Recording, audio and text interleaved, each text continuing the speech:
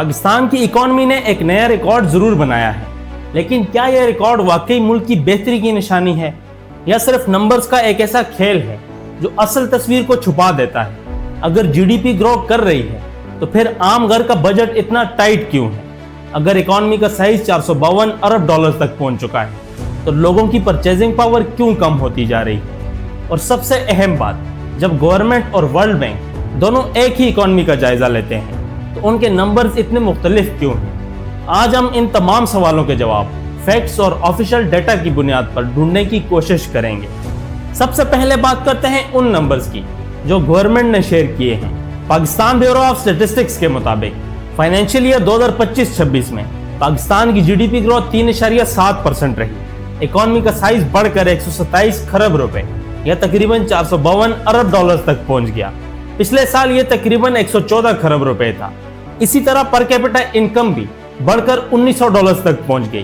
کاغذ پر یہ تمام انڈیکیٹرز کافی پازیٹیو نظر آتے ہیں، لیکن ان نمبرز کو سمجھنے کے لیے ان کے پیچھے کی کہانی دیکھنا ضروری ہے۔ سب سے پہلا سوال یہ ہے کہ ہر ادارہ ان نمبر سے متفق کیوں نہیں؟ ورلڈ بینک نے اسی فائنینشیل ایئر کے لیے پاکستان کی گروتھ 2.6% اسٹیمیٹ کی تھی، جو گورنمنٹ کے 3.7% سے کافی کم ہے۔ آخر ایک ہی اکانومی کے لیے دو مختلف نمبرز کیسے ہو سکتے ہیں؟ اس کی وجہ میتھڈولوجی اور اسمپشنز کا فرق ہے۔ ورلڈ بینک نے اپنی پروجیکشن اس وقت سٹارٹ کی تھی جب ایگریکلچر پر موسمی اثرات، خاص کر فلڈز اور اس کے بعد کے چیلنجز زیادہ نمایاں تھے۔ دوسری طرف پاکستان بیورو آف اسٹیٹسٹکس نے فائنل نیشنل اکاؤنٹس میں ریکوری اور اپڈیٹڈ پروڈکشن ڈیٹا کو شامل کیا، یعنی دونوں انسٹیٹیوشنز مختلف ڈیٹا اور ٹائمنگ کی بنیاد پر اپنا ایسٹیمیٹ تیار کر رہے تھے۔ اس لیے فرق ضرور ہے، لیکن اس کا مطلب یہ نہیں ہے کہ کسی ایک نے غلط نمبرز دیے ہیں۔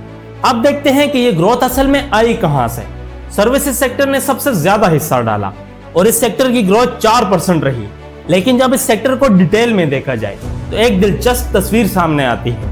پبلک ایڈمنسٹریشن اور سوشل سیکیورٹی کی ایکٹیویٹیز میں 8.54% کا اضافہ ریکارڈ ہوا، یعنی گورنمنٹ کے اپنے اداروں کی ایکٹیویٹی کافی تیز رہی۔ انفارمیشن ٹیکنالوجی سیکٹر میں بھی 7.52% کی مضبوط گروتھ دکھائی دی، جو ایک پازیٹیو ڈیولپمنٹ ہے۔ اس کے برعکس ٹرانسپورٹ سیکٹر صرف 2.31% بڑھا، جبکہ یہ وہ سیکٹر ہے جس کا اثر روزمرہ زندگی میں ہر شخص محسوس کرتا ہے۔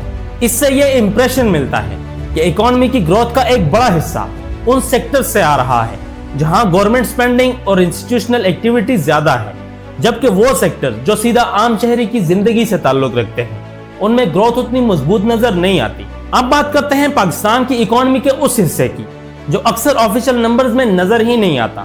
پاکستان میں ایک بہت بڑی انفارمل اکانومی موجود ہے جہاں کیش ٹرانزیکشنز ہوتی ہیں، بزنسز رجسٹر نہیں ہوتے اور انکم کا ریکارڈ آفیشل سسٹم کا حصہ نہیں بنتا۔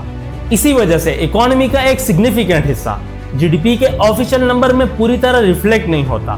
اسی وجہ سے جب government G D P growth کا اعلان کرتی ہے تو بہت سے لوگ اپنی روزمرہ زندگی میں اس کا اثر محسوس نہیں کرتے۔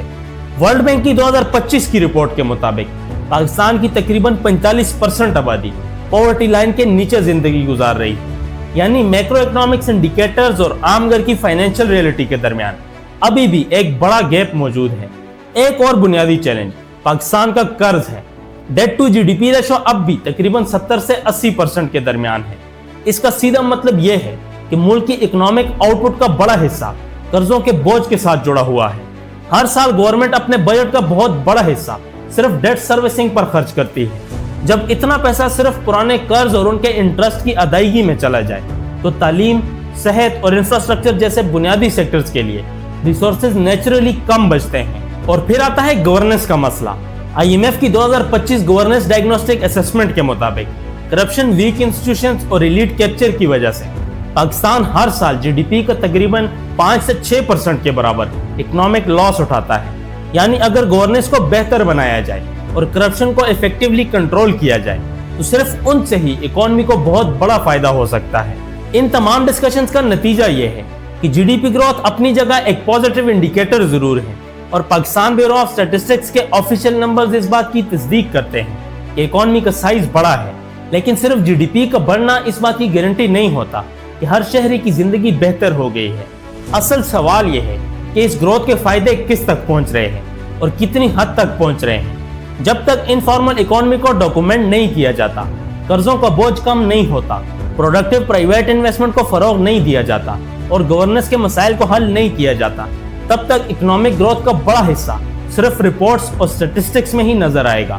اصل کامیابی اس دن ہوگی جب جی ڈی پی کے نمبرز کے ساتھ ساتھ عام پاکستانی کی انکم، پرچیزنگ پاور اور کوالٹی آف لائف واقعی بہتر نظر آئے گی۔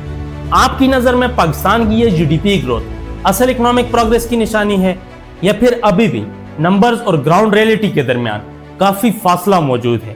اپنی رائے کمنٹ سیکشن میں ضرور بتائیں۔ I hope you like the video. Thanks for watching. See you in the next one.